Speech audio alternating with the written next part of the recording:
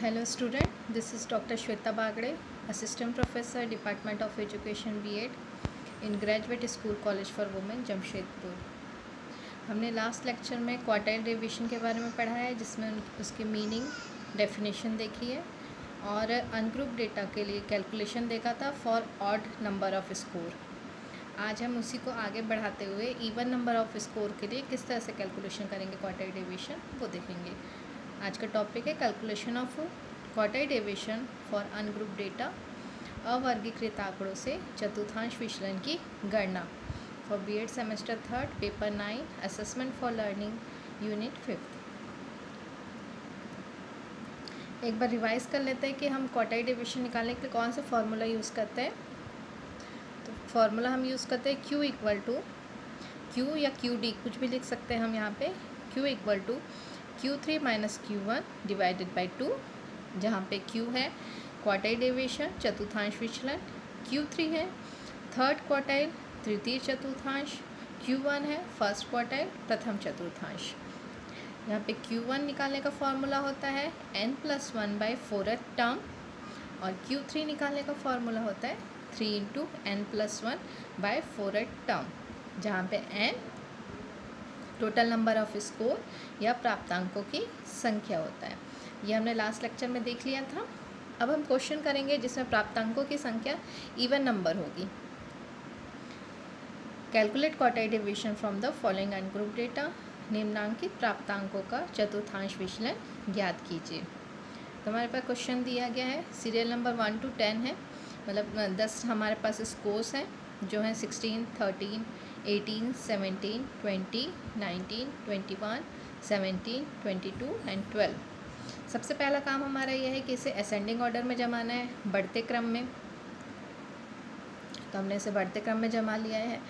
12, 13, 16, 17, 17, 18, 19, 20, 21, 22।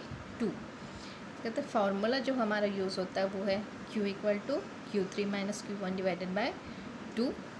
सबसे पहले हम Q1 निकालेंगे।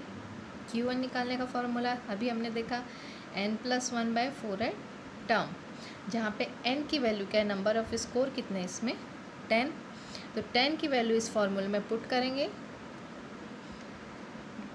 Q1 equal to 10+1/4 term, solve करेंगे इसे।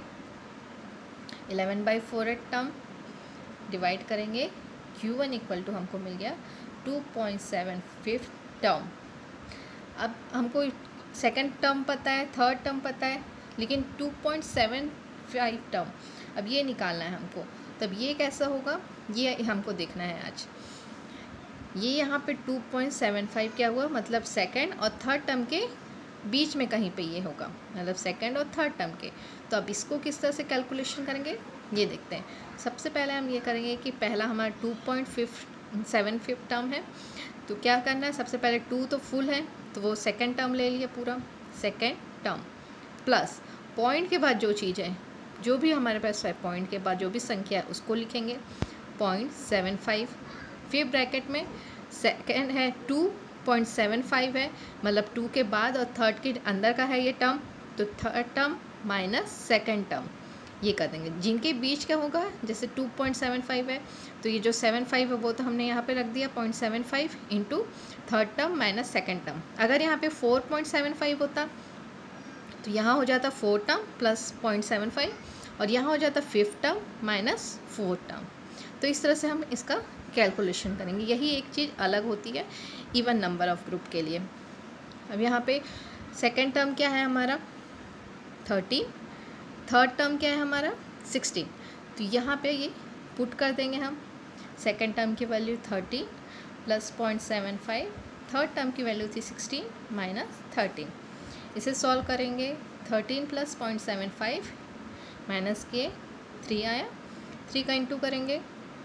13 प्लस 2.25 ऐड करेंगे तो हमें Q1 की वैल्यू मिल गई 15.25। इस तरह से हमने Q1 निकाल लिया।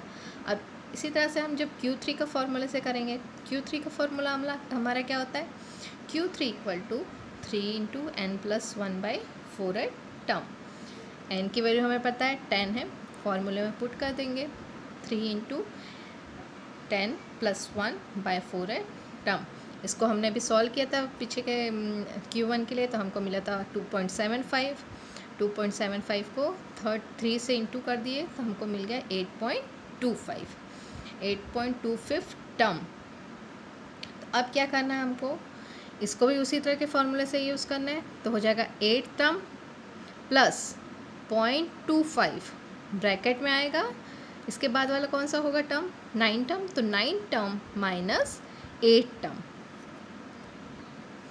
8 टर्म पूरा 8 संख्या पूरी है हमारी, तो वहाँ पे 8 टर्म प्लस 0.25 है तो 0.25, फिर ब्रैकेट में इसके बाद वाला क्या टर्म होता है, 9 टर्म माइनस 8 टर्म। तो 8 टर्म कौन सा है हमारा, देखिए 20 है, 9 टर्म हमारा कौन सा है 21। तो फॉर्मूले में वैल्यू पुट करेंगे 20 प्लस 0.25 ब्रैकेट में 21 माइनस 20, सॉल्व करेंगे 20 प्लस 0.25 इंटू 1, तो Q1 की वैल्यू हमको मिल गई है 20.25।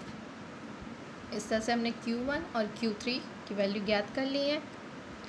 Q3 की वैल्यू मिली 20.25, Q1 की वैल्यू मिल गई है 15.25। अब फॉर्मूला हमारे पास है Q3 minus Q1 divided by 2, deviation का, क्वार्टाइल डेविएशन का फॉर्मूला है। वैल्यू पुट करेंगे डेविएशन के फॉर्मूले में 20.25 माइनस 15.25 डिवाइडेड बाय 2, सॉल्व किए आया 5 डिवाइडेड बाय 2, सॉल्व किए डिवाइड किए 5 को 2 से तो आया Q इक्वल टू 2.5। तो जो दिए हुआ स्कोर था उसका क्वार्टाइल डेविएशन हमको मिल गया 2.5। तो इस तरह से हमको सॉल्व करना है इवन नंबर ऑफ स्कोर के लिए।